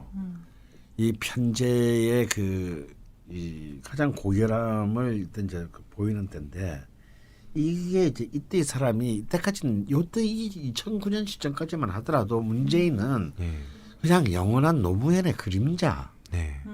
였지 한 명의 이 사람은 본래 본인도 그러지 않았습니까? 네. 자기는 정치를 하고 싶은 생각 초도 없고 네. 또 정치적인 자신 우리가 봐도 정치적인 자신은 전혀 없는 사람. 네. 정말 깨끗하고 고결한 사람인데요. 이 2009년을 기점으로 노무현 대통령의 그 죽음을 포인트로 해서 네. 문재인이 갑자기 미래의 그 희망으로 부상하게 됩니다. 네. 본인이 원하던 원치 않든. 네. 이때가 김희대운 기축년이에요. 최고의 용신년 용신해입니다. 물론 이때는 노무현 대통령에는 최악의 기신년이었는데요. 노무현 대통령에는 최악의 그 겁제 기신년이었는데 거꾸로 친구 문재인에게는 최고의 해였어요. 여러분 기억나시죠? 문재인이 어떻게 전국적인 정치인의 인물로 발돋냐면 그때 이제 바로 그 당일날 양산의 병원에서 이제 노무현 전 대통령의 이제 이른바 부검이 끝나고 난 뒤에 그때 그 이제 사실상 장례위원장의 역할을 맡아가지고 네. 그 굉장히 침착하게 네. 그 모든 상황을 잘 정리하고 그런 일이 있었네요. 참. 잘 정리하고 이제 그때 이제 전국적인 애도와 이제 조문이 일어났는데 굉장한 품위를 지키고 네. 국장 치르고. 장 치르고 할 때조차도 그때 네. 뭐 백원 의원 나와서 막 난리치고 그럴 네. 때도 사실은 품을 지키면서 그렇죠. 이명박한테 고개를 숙여서 인사를 했으니. 지키면서 사실은 많은 보수적인 강남의 보수파들에게도 네. 점수를 탔어요. 이때 사실 손혜원 의원은 강남의 부르주아예요. 네. 그렇죠. 그렇습니다. 어. 까놓고 막 그렇죠. 강남 예. 강남만 만든 저는 그때 개인적으로 이제 손혜원 선수 우리 가게의 그 고객이었기 때문에. 아, 예. 근데 그때 처음으로 내 기억나는 게 예. 그분이 강 선생 문재인에 대해서 어떻게 생각해 그러는 거예요. 네. 뭐 좋은 분이죠. 그랬더니 자기 이번에 보면서 저 사람을 다시 봤다. 네. 굉장히 훌륭한 사람 같다. 네. 근데 알고 보니까 그 부인이랑 동창이에요. 네. 정숙이 남편. 근데 볼 때는 그때는 그 부인 그 문재인의 부인하고를 정확히 연결을 못 시켰던 것 같아요. 네. 그러니까 이제 저런 사람이면 너무 매력적이지 않냐. 저런 상황에서 저런 그릇의 크기를 보여줄 수 있다라는 것, 감정에 휘둘리지 않고. 아유, 진짜 멋있었죠. 그때 진짜 모든 표를 얻었지 않습니까? 네. 또 잘생겼잖아요. 네. 그 눈물 한 방울 흘리지 않고 꾹 참으면서. 키도 커요. 음. 좀처럼 키 크기가 쉽지 않거든요. 말만 안 하면 되는데. 그러니까 또 말 얘기가 나와서 뭐 이분이 자주 뭐 글을 쓰시기도 했고 예전부터 뭐 말을 했지만 본인은 듣는 거는 잘하는데 사실 말하는 거를 잘 못한다. 그리고 뭐 문재인 씨 발음 가지고 또 말이 많은데 네. 너무 잘 알려진 사실이지만 수석 시절에 너무 또 스트레스도 받고 너무 과하게 노동을 하다 보니까 그 이가 다 빠져서 임플란트 한다고 이게 발음이 안 좋은데 그래서 지금도 매일매일 또 발음 연습을 하신다고 해요. 예. 연습하신다고. 이분에게는 지금 그 시간에 떠 있는 병화 상관. 네. 상관이 뭐라서 말이라 그랬잖아요. 네. 여기에 모든 게 걸려 있어요. 이 상관이 힘을 쓰느냐, 네. 힘을 쓰지 못하느냐. 여기에서 사실상 그 대부분 많은 것들이 걸려 있고요. 그렇게 그때 이제 많은 분들한테 인기를 얻으시면서 본인이 원했든 원치 않든 대권 후보가 됩니다. 하지만 성공하지 못했죠. 예. 어쨌건. 그 문 후보 시절 이야기를 좀 해볼까요? 그러면 또 뭐 이때부터는 이제 워낙 잘 알려져서 유명한 일화들이 워낙 많지만 네. 또 유명한 벙커원 특강에도 찾아오신 카피라이터 정철 정철 님께서 선생님. 남겨주신 글이 있습니다. 네. 2012년 한여름이었습니다. 문 후보 댁을 찾았습니다. 막 샤워를 마친 그가 문을 열어주었습니다. 상암시장인가 하는 곳 일정을 마치고 막 집에 들어왔다고 했습니다. 제가 댁을 찾은 건 책 때문이었습니다. 그때 그는 포토 에세이를 준비 중이었는데 출판사에 원고를 넘기기 전 최종 검토를 함께 하자고 해서였습니다.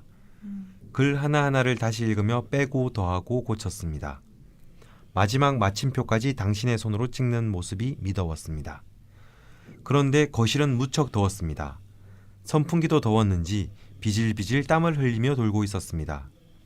손수건으로 땀을 훔쳐내는 저를 본 그가 많이 덥죠? 하면서 방으로 들어가 선풍기 한 대를 더 들고 나왔습니다.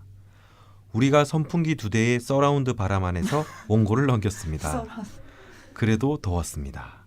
그때 사모님이 집에 들어오셨습니다. 들어오자마자 하신 그 첫마디를 지금도 잊을 수 없습니다. 여보, 에어컨을 틀었어야죠. 그때 문 후보의 반응. 그제야 집에 에어컨이라는 물건이 있다는 게 생각났다는 듯이 그럴까? 하면서 에어컨 앞으로 다가갔습니다. 에어컨에 대한 문 후보의 정의는 이런 것인지도 모릅니다. 사람 서너 이상 모였을 때 켜는 물건. 그는 그런 사람이었습니다. 아끼며 사는 게 몸에 밴 사람이었습니다. 자신을 위해 돈 쓰는 게 무척 서툰 사람이었습니다. 그날 저녁 저는 장어가 들어간 맛있는 매운탕을 먹었습니다. 매운탕에 소주가 빠질 수 없지요. 그가 어떤 소주를 내놓았을까요? 그가 내놓은 건 보통 크기의 소주가 아니었습니다. 삼옵들이 큰 병 소주였습니다. 거기서 또 몇백 원 아꼈을 것입니다. 네. 그거를 네. 그걸 먹고 또 닫아놓고 이게 여기서 알 수 있는 거는 쪼잔하다. 이게 전형적인 을목의 특징이에요. 예. 그냥 현실적인 것. 예, 너무 쫀쫀해. 근데 그 정채월 선생님께서 남겨주신 글 앞쪽을 들으면서 막 선풍기를 켰다 그러니까 이게 약간 90년대인가 이런 느낌이었는데 이게 문 후보 시절이었던 2012년입니다. 2012년. 2012년 한여름입니다. 에어컨 있고요. 예. 전기 조금만 쓰면 시원할 수 있거든요. 예. 야, 소주 아직 얼마 안 하고요. 좀 에어컨 팡팡 틀고 양주를 가져와야 되는 거 아닙니까? 예. 아, 참 검소하시다고 해야 되나요? 뭐 어떻게 생각해야 될까요? 그러니까 이제 그 이분의 삶에 그런 이렇게 재성이 네, 지지에 이렇게 굉장히 사실 많은 편이잖아요. 네, 네. 그러니까 이분이 이런 재성이 용신이어도 이렇게 식상성제도 됐지만 이런 사람들이 재성이 어쨌거나 이렇게 과다한 삶이 재물을 추구하면 절대 그 올바른 삶을 살지 못합니다. 그러니까 스스로 자기 삶의 전략을 굉장히 잘 세우신 분인 거죠. 재물보다는 인격과 명예, 네. 인간에 대한 예의와 명예를 자신의 삶에 그 재성을 쓴 겁니다. 아까도 제가 지난주도 얘기해서 3주 전에 말했지만 재성이라는 건 재물만을 말하는 것이 아니라 네. 인간에 대한 봉사, 네. 이것이 동시에 동전의 앞뒷면을 이루고 있다라고 네. 했는데 그런 점에서 사실은 재성이 과다한 사람들은 재물을 추구하는 것보다는 인간에 대한 그 봉사를 자신의 삶을 포인트로 두는 것이 네. 사실 훌륭한 전략이고요. 네. 그러면 자기가 먹고 살 만큼의 재물은 따라옵니다. 네.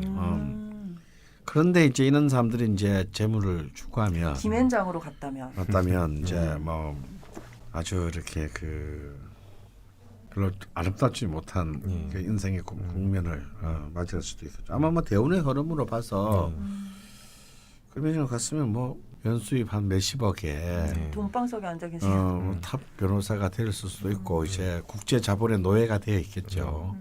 그리고 뭐 실제로 문재인 후보는 청와대 시절에 더 가난해졌어요. 그때 뭐 김영란법 이런 거 없던 시절이었는데도 그 자기가 뭐 밥을 사거나 뭘 하거나 이럴 때 자기가 다 돈을 내서 오히려 그 시절에 더 재산이 줄어듭니다. 예. 아이고 참. 근데 지금 2012년까지 왔습니다. 근데 제가 지금 마음이 약간 여자의 마음은 갈대라더니 글쎄 바뀌었어. 정말 저 갈 땐가 봐요. 음. 다 잊고 있었어요. 이분의 이런 일화들을 아는 것도 있었고 모르는 것도 있었는데 듣고 보니까 또 마음이 기우는 이런 느낌입니다. 아 이렇게 훌륭한 분이셨구나. 야 다음에 반기문 할 땐가 반기문이다. 그건 아닐 것 같고요. 또 좀 더 없나요? 제가 좀 굳힐 수 있을 것 같은데 좀만 더 하시면. 이때 생각나는 게 그냥 뭐 소개된 거 말고 막 개인적인 뭔가를 말하는 게 옳은지는 모르겠으나 뭐 딴지 뭐 그런 게 어디 있겠어요? 그렇죠. 제가 기억에 남는 거는 이제 본인의 체험. 방금 소개드린 2012년도였던 걸로 기억을 합니다. 그때도 이제 뭐 또 많은 정치인들이 또 왔다 갔다 하셨죠. 이게 보통은 이제 정치인들이 뭐 본인이 부끄러운 것도 있고 뭐 그렇겠지만 어떤 의원들이나 이런 분들이 오면은 뭐 평소에는 사실 1대1로 하면은 친절하고 다 그렇지만 그런 게 있지 않습니까? 의원이니까 아무래도 뭐 그래서 대부분 오시면은 사실 총수님하고만 얘기를 해요. 또 총수님 외에는 뭐 기자들이나 뭐 누군 사람들이랑은 딱히 뭐 눈을 맞추거나 뭔가 얘기를 할 뭐 필요성을 못 느끼죠. 자기 홍보에 도움이 되는 것도 아닌데 그런데 그때 문재인 후보가 방문했을 때는 뭐 총수님이 소개시켜 준 것도 아니고 다른 사람이 여기가 뭐 딴지보라고 한 것도 아니고 했는데 딱 이 녹음이랑 이렇게 나오시면서 막 줄을 둘러보시더니 한 명 한 명 기자들 눈을 마주치면서 정말 공손하고 겸손하게 인사를 하더라고요. 저는 그 눈빛이나 그게 저로서는 엄청 인상적이었습니다. 이 수많은 기자들과 수많은 사람들이 환호와 열광을 받으면서 그런 와중에서도 이 한 사람 한 사람한테 공손하고 겸손하게 대하는 그 눈빛이 저한테는 개인적으로 되게 인상적이었어요. 야 완전히 또 저기 표 넘어가는 소리 들린다. 아니 근데 좀 약간 이게 지금 죽도 기자님이 약 파는 거에 넘어간 것 같긴 하나. 근데 보통 그런 풍경에 세세하게 이렇게 눈을 맞추기가 쉽지 않죠. 않잖아요. 그러니까 그게 이제 이분의 디폴트예요. 기본값인 거예요. 심지어 기본값. 사람으로서의 그러니까 이제 사실은 저는 그 2012년 대통령 선거 때 그 문 후보의 캐치프레이즈가 네. 사람이 먼저다라는 거였지 않습니까? 예. 이게 정말 굉장히 훌륭한 그 캐치프레이즈였거든요. 네. 굉장히 쉽고 간결하고 6음절밖에 되지 않지만 네.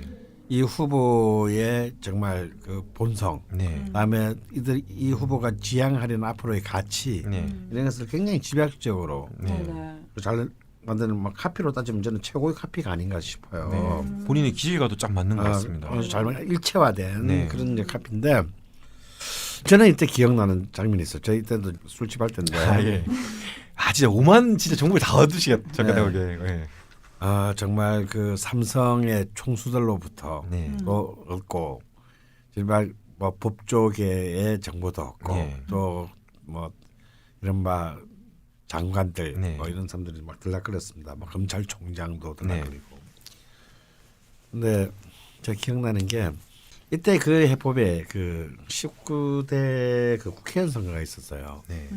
그래서 이건 이제 직접 본 건 아니고 TV를 본 건데 네. 그때 손수조 그 어린 애랑 그 진짜 그때 참 그런 일이 있었죠. 더티했어요. 예. 그 공천을 또 줘도 그러니까요. 아주 이제 완전 정말 그러니까. 그 모욕적인 그 예. 후보를 당시 새누리당이 내지 않았습니까? 예. 근데 어쨌거나 이제 굉장히 힘들게 선거를 치러가지고 이겼을 때. 근데 TV 이제 카메라가 이제 당연히 이제 자기 야권 후보니까 이제 준비하고 있다가 갔는데 너무 천진난만하게 만세를 부르는 거예요. 이 꽃다발을 이렇게 안고. 예. 사실 저라면 쪽팔렸어라도 그냥 이렇게 좀 애써 담담한 표정을 지을 텐데 예. 사실 너무 이런 건 너무 당연한 거잖아요. 예. 근데 막 너무 천진하게 만세를 부르는 모습을 딱 보면서 예. 저는 솔직히 그때 마음이 참 착잡했어요. 예. 많이 힘들었구나. 아니 대선 후보급이. 아니 대선 후보급이 예. 너무 순진하시다. 예. 아니 저는 손수조 정도를 꺾고 사실 진짜 손수조 따위죠, 진짜. 따위를 꺾고 저렇게 좋아하시나. 예. 이 약간 좀 불길했습니다. 저는 그때 개인적으로. 아하, 예. 또 다른 한편으로는 네. 또 저런 정치인이 또 있구나. 네. 또 굉장히 신선하기도 했었어요. 네. 근데 이제 제 개인적으로는 그 애가 참 악몽인데 네. 그때 이제 안철수가 엄청나게 부상하고 있었고. 네. 근데 이제 또 저는 그때 어쨌거나 제 주변에서 알게 모르게 이렇게 제가 명리학 공부한데 뭐 이런 이제 소문이 나고 있고 그래서 이제 후보 단일화 이제 예. 국민이 됐을 때 아무튼 저는 이제 뭐 노무현 때 인연이나 보자면 당연히 이제 문 캠프 쪽에 제가 훨씬 아는 사람들이 많을 거 아니에요. 네. 물론 안철수 쪽은 저는 많은 사람 전혀 없고 네. 안철수 개인도 모르고 네네. 그냥 저는 사람들이 궁금해하니까 물어보길래 저는 사실은 냉정하게 명리학적으로만 본다면 네. 문재인 후보가 승리하기 어려우니 네. 안철수로 후보 단일화를 하는 게 좋겠다. 명리학적으로만 본다면. 완전 저는 이제 완전히 이제 개가 됐죠. 그래서 뭐가 되셨다고요? 완전 개가 됐죠. 완전 개가 됐는데 그래서 막 결과까지 그렇게 되니까 더욱 더 사람들이 저를 외면했어요. 근데 이제 제가 왜 그때 그랬냐 하면 사실 이때가 대운과 세운이 굉장히 좋을 때입니다. 문재인 후보. 문재인 후보가 임진년이니까요. 얼핏 보면 진토가 용신 같아요. 근데 그 전에 이제 대운이 기미대운이니까 네. 지지가 진술 충미가 토 4개가 다 대운까지 꽉 4개가 딱 채워진대요. 그래서 보통 지지의 진술 충미가 딱 채워질 때가 굉장히 극기한 네. 극히 귀한 자리에 오르는 힘으로 해석을 하거든요. 네. 대운의 환경은 그렇게 딱 마련이 됐는데 네. 세운에 또 진토가 왔어요. 그런데 이분이 지금 수기운이 지금 출중한데 지금 병화 하나로 말리기가 좀 힘든단 말이에요. 네. 그러니까 토라도 술토라든지 미토 같은 뜨거운 토가 와야 되는데 진토나 축토 같은 이른바 그 습토 축축한 토는 사실상 그것도 대통령 선거는 또 12월 달에 있었습니다. 네. 물의 기운이 강한 때죠. 네. 그래서 이 임진년의 이 세운의 진토가 물음도 좋지 않고 선거에서는 이 박근혜에게 이기기 어렵다. 그래서 차선을 선택하는 게 우리가 지금 필요하지 않겠느냐. 네. 얘기했다가 그럼 왜 물어봐? 물어보지 말지. 예. 그래서 단일화하는 과정에서도 사실은 개운치가 않았습니다. 그 과정이 네. 깨끗하지가 않았고 뭐 어떤 누구의 책임이라고 묻기에는 힘들지만요. 네. 그래서 결국은 이제 사실은 이때가 사실은 승리하기 어려운 이 세운이었다라는 거 네. 네. 오게트였습니다.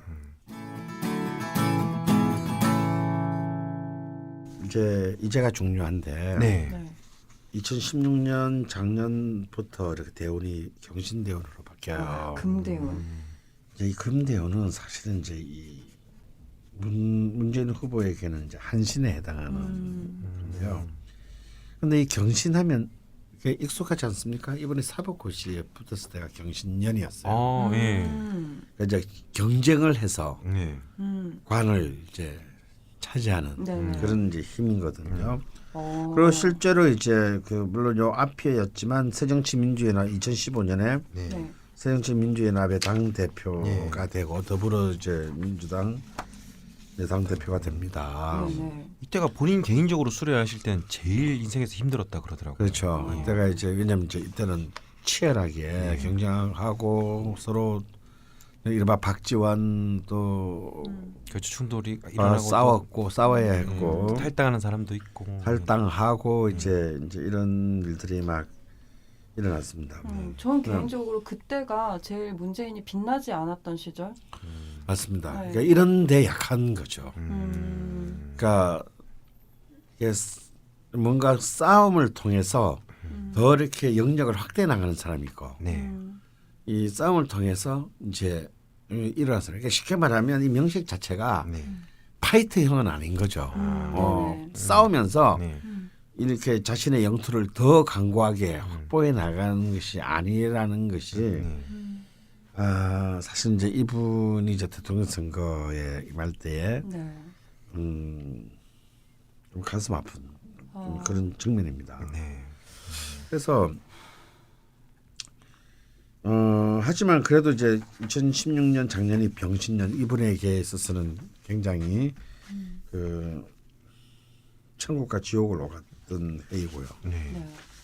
2016년 초 네. 그 하반기 때 굉장히 멋지게 던졌지 않습니까? 당 대표를 네. 되자마자 네. 근데 그렇게 그거 힘들게 되자마자. 네. 멋지게라고 할 수는 있나요? 근데 그거는 그냥 신의 한 수였어요. 그렇죠. 뭐 그 또 결과적으로 그때 성공했죠. 그때 만약에 그걸 계속 쥐고 있었으면 사실상 총선에서도 지금과 같은 결과를 집어서 새누리당의 그 분열을 불러오기는 힘들었을 겁니다. 네. 그것은 뭐 아주 뭐 위대한 대회군이라고는 할 수는 없어도 네. 네네. 어느 정도 굉장히 의미 있는 선택이었다. 네. 근데 사실 그 과정에서도 사실은 좀 이렇게 그런 결단을 내려고 하는 것들이 좀 이렇게 좀 더 폼나게 네, 그러니까요. 좀 이렇게 뭔가 정치적으로 네. 드라마틱하게 감동적으로 네. 이렇게 보여주는 이제 이런 연출이 좀 필요한데 그게 제가 요런 아쉽습니다. 요런 부분이 조금 부족하다. 만약에 이재명 같은 타고난 그 파이트라면 네. 이런 부분들도 굉장히 막 그렇죠. 빛나게 할 수 있었겠죠. 했을 텐데 이런 부분이 좀 아쉽지 않냐라는 근데 것이고. 결과적으로는 뭐 좋았고요. 좋았고 네. 자, 문제는 네. 올해 2017년 정년입니다. 예. 네네. 이 정화는 이제 식신에 해당하는데요. 병화만큼이나 굉장히 중요한 역할을 하게 될 겁니다. 이분에게 그 중요한 역할을 하게 될 텐데, 근데 유금은 이제 편관에 해당하는데 네. 이게 좀 극단적이에요. 이 정유라는 것 자체가 서로 이렇게 상극 관계에 있는 병신년이 그랬듯이 네. 화와 금이 이렇게 그 아래 위로. 천간에는 화가 지지에는 금이 네. 붙어 있는 형국이었어요. 사실은 지금 문재인 후보에게는 이 정화의 기운이 강할 때 승리하여야 한다. 그러니까 대통령 선거가 예. 가급적이면 6월 이내에 네. 이루어지는 거. 근데 만약 하반기로 가게 되면 네. 8월 이후로 넘어가게 되면 네. 사실은 상반기보다는 굉장히 그 동력이 떨어지게 될 것이다. 라고 저는 보는데요. 네. 사실은 이제 아까도 잠깐 그 방금 잠깐 얘기했습니다만 네. 이 포인트는 일단 상반기냐 하반기냐 하는 거고 네. 더 중요한 포인트는 앞으로 이제 선거 전 이제 그 이른바 후보 경선부터 시작을 해서 본선에까지의 지금 사실 많은 사람들이 예측을 하고는 있지만 이른바 많은 비문 민주당 의원들이 이른바 제3지대로 네. 옮길 가능성이 예측되고 있지 않습니까? 네. 이렇게 됐을 때는 굉장히 문 후보에게는 결정적인 타격이 될 것이다. 그렇죠. 사실 뭐 말은 안 하지만 참 불만을 품은 사람들이 참 많이 있죠. 예. 왜냐하면 이제 계속 뺄셈 정치가로의 모습을 보이게 되는 것이기 때문에 네. 옛날에도 이런 말 있지 않습니까? 수지청이면 정무어다. 네. 물이 너무 맑으면 고기가 모여들지 못한다. 라는 이제 말이 있는데 이게 굉장히 결정적인 악재가 될 것 같아요.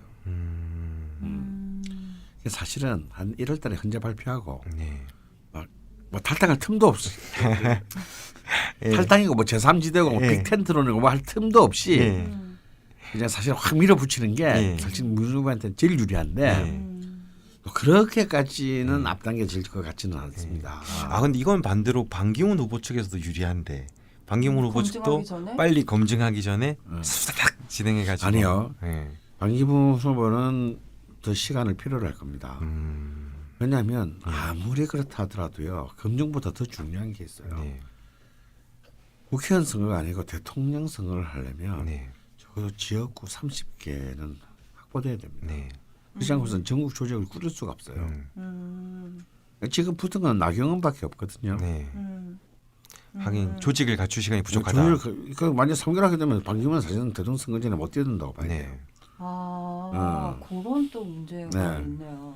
그러니까 어떻게 된다 하더라도 굉장히 졸속적인 상태에서 네. 해야 되는데요. 사실 대통령 선거라는 게 어마어마한 자금과 어마어마한 조직과 어마어마한 기획에서 움직이는 사실 사상 최대 이벤트입니다. 이거 이런 거죠. 지금 올림픽 하는데 아직 경기장도 안 지어졌는데 지금 올림픽 유치하겠다는 얘기랑 똑같은 거예요. 그렇기 때문에 사실은 반기문으로서는 굉장히 절대적으로 뭐 검증이고 뭐고 간에 사실은 굉장히 이미 경기장에 진입을 못하게 됩니다. 네. 근데 이제 사실 그렇게 될 가능성은 제가 보기에는 굉장히 희박하고 네. 이게 의외로 많이 밀리게 되는데 의외로 많이 밀리게 될 확률도 배제할 수 없다. 그렇죠. 말해서 지금은 예. 뭐 높지는 않지만 배제할 수는 없는 확률이기 네. 때문에 이렇게 됐을 때 과연 그 시간 동안 2017년 시간 동안에 네. 좋았던 상반기의 정화의 기운들 다 쓰고 난 뒤에 예.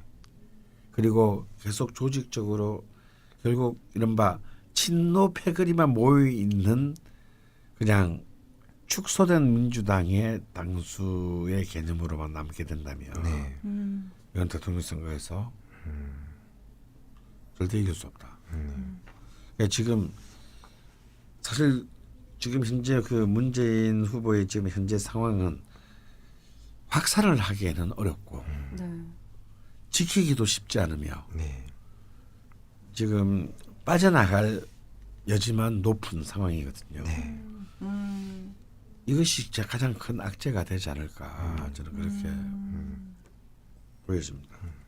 그러니까 여기서 정말 이제 문재인 후보는 어느 누구도 생각하지 못했던 네. 굉장히 새롭고 신선한 역발상이 필요해요. 예를 들자면요. 그건 모르죠. 그걸 내가 알면 예. 그럼 캠프에서 해야 될 일인가요? 그렇죠. 그걸 알면 내가 여기 앉아 있지 않죠. 아. 이게 참 아쉬운데 이게 아까 한 번씩 의제를 팍 던지면 확 끌어당기는 힘이 대통령 후보라면 있어야 되는데 문재인 후보는 그냥 전략을 이 사람이 얕은 전략 전술을 안 부린다는 이미지는 있지만 그 프레임을 자기 쪽으로 확 모으는 뭔가 의제를 던지는 게 네, 없어서 그게 약하고요. 예. 아까 사람이 먼저다 얘기했지 않습니까? 근데 또 2012년 대선의 패배를 또 생각해 보면 네. 사실은 그 문재인 후보의 제일 큰 그 단점은 네. 디테일에 약하다는 겁니다. 우리가 사람이 먼저다라는 대설로 그런 그때 머리에 들어왔지만 네. 문재인 후보의 전체 공약이 네. 구체적으로 유권자에 같았질 않았어요. 이거는 명백히 캠프의 기획 실패이고 캠프의 기획 실패의 책임은 후보에게 있는 겁니다. 예전에 김대중 대통령 후보가 그런 말을 하긴 했죠. 본인도 엄청 정책적으로 되게 치밀한 분이었지만 막상 대통령 후보 선거가 되면은 큰 덩어리가 하나 있어야 된다고. 이런 구체적인 국정 의제가 있어야 됩니다. 그것도 구체적으로 내 삶의 향상과 관련된 내 개개인의 모든 국민들의 삶과 다수의 국민들의 삶의 구체적인 조건과 그 결합하는 네. 그런 의제가 있어야 돼요. 그게 바로 공약입니다.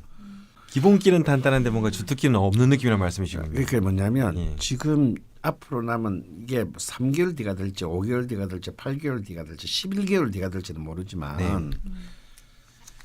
이 대정성 기간에 지금 문재인 후보는 굉장히 중요한 두 가지를 해결해야 된다는 겁니다. 이 수인성의 추상성에서 벗어나는 것. 추상성이 수인성의 특징. 예. 그래서 구체성을 정확하게 제시하고 그것을 강조하고 포커싱하는 것. 네. 다음 두 번째는 사람을 확장하는 것. 네. 사람을 자기 편을 읽지 않는 것. 네. 자기 진영의 숫자를 최소한 유지하는 것. 근데 이거 쉽지 않아요. 두 개 다. 그래서 저는 뭐냐면 지금 그렇지만 지금까지 해온 관행대로 가다면 저는 필패라고 봅니다.